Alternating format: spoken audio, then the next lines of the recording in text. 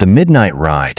Jake was a seasoned biker, the kind of rider who found solace in the hum of his motorcycle's engine and the wind whipping past his face. He'd ridden thousands of miles across the country, but there was one stretch of road that he had always avoided: Highway 13. Highway 13 was infamous among bikers.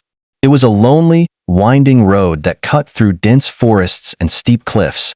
But what made it truly notorious were the stories.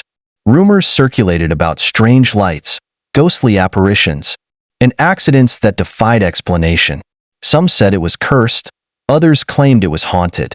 Jake didn't believe in any of that until one fateful night. It was a moonless night when Jake found himself near the entrance of Highway 13. He had lost track of time and was running late to meet his friends at a campsite. The quickest way to get there was to take Highway 13, but even Jake hesitated for a moment before revving his engine and heading down the road. The first few miles were uneventful. The road was as desolate as the stories had described, with no sign of life for miles. The forest loomed on either side, its trees twisting like gnarled fingers reaching toward the sky. The only sound was the rumble of his engine and the occasional rustle of leaves in the wind. As Jake rounded a sharp bend, he noticed something strange. Up ahead, there was a faint glow, pale and eerie. It hovered in the air, about 10 feet off the ground. At first, he thought it might be another vehicle, but as he got closer, he realized it wasn't any light he'd ever seen. It was a figure. The figure was dressed in tattered, old-fashioned clothing, its face obscured by a hood. It seemed to be floating in midair, swaying slightly as if it were caught in a breeze. Jake's heart raced as he tried to rationalize what he was seeing. Maybe it was a trick of the light or his imagination playing tricks on him. But the figure moved. It slowly turned to face him, and though Jake couldn't see its eyes, he felt them boring into him. A cold chill ran down his spine, and he gripped the handlebars tighter, his knuckles white. The figure raised an arm, pointing directly at Jake. The gesture was slow and deliberate, as if issuing a challenge. Jake didn't wait to find out what would happen next. He twisted the throttle and sped past the figure, his motorcycle roaring as it shot down the road. But no matter how fast he went, the figure seemed to keep pace, floating just ahead of him, always out of reach yet never falling behind. He pushed his bike to its limits, weaving through the curves of the road as the figure continued to pursue him.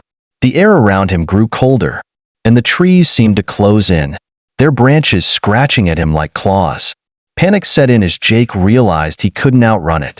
Suddenly, the figure vanished. Jake skidded to a stop, his heart pounding in his chest.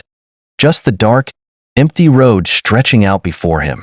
He let out a shaky breath, trying to calm himself. Maybe it was over. Maybe it was all in his head. But then he heard it.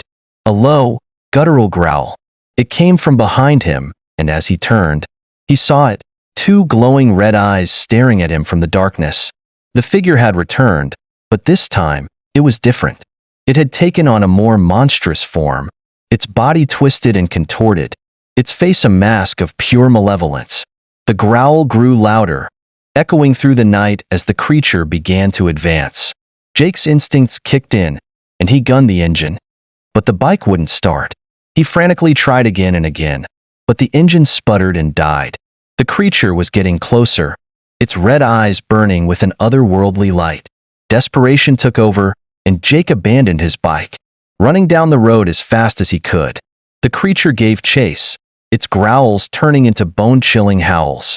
No matter how fast Jake ran, the creature was right behind him, its breath hot on his neck. Just when he thought he couldn't run any longer, Jake saw a glimmer of hope, a pair of headlights in the distance. He ran toward them, waving his arms and shouting for help. The car screeched to a halt, and Jake threw himself at the door, begging the driver to let him in. The driver, an old man with weathered features, looked at Jake with concern. "What's wrong, son?" he asked. Jake pointed down the road, but when he looked back, the creature was gone. The road was empty once more, as if nothing had happened. Jake tried to explain what he had seen, but the old man just shook his head. "You're lucky," the old man said. "Highway 13 claims a lot of souls, but it looks like you made it out." Jake was too shaken to argue. He climbed into the car, and the old man drove him to the nearest town. As they drove away, Jake glanced in the rearview mirror, half expecting to see the creature again.